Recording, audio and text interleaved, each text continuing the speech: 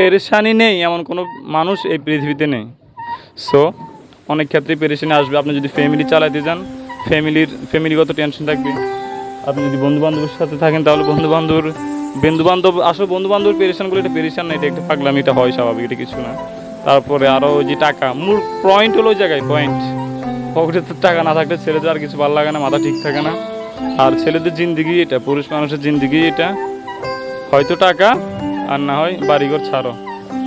টাকা পয়সা থাকলে বাড়িঘর থাকা যায়, কিন্তু টাকা পয়সা না থাকলে বাড়িঘর থেকে লাভ নাই, কোথাও থেকে লাভ নাই।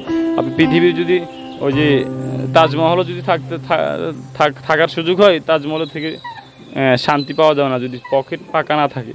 সো পকেট পাকা, মন দিল সব পাকা, সব স্বস্তি, সব ঠিকঠাক। সো ভালো থাকবেন সবাই, আর সবাই একটু ঘুরে ফেরা করবেন, কিপটামি করবেন না। ঘুরে ফেরা করার সময় কোনো কিপটামি নেই।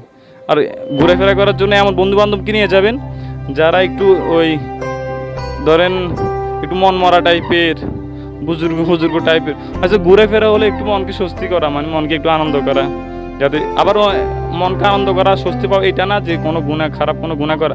আপনার হালালের ভিতর যেটা জায়েজ আর কি। একটু দুষ্টামি করবেন, জোরে জোরে কথা বলবেন। ঘুরতে আসা মানে একটু জোরে জোরে কথা বলা, জোরে জোরে হাঁটা, জোরে জোরে হাসা, এগুলো করবেন যখন আসলে নিজের ভিতরে পেরেশানগুলো উদাও হয়ে যাবে, কোনো সমস্যা নেই।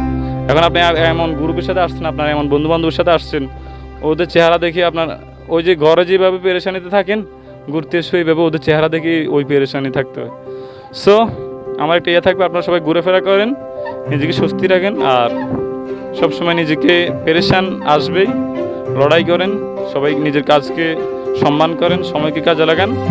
আর আমি এমনিতে আমার বয়সী যত বন্ধু বান্ধব আছে সবাইকে বলে থাকি সাধারণত যে বিয়ে করার আগে কিছু সম্পদ তৈরি করো, বিয়ে করার আগে একটা ব্যবসা ধরো, কিছু সম্পদ তৈরি করে তারপর বিয়ে করো।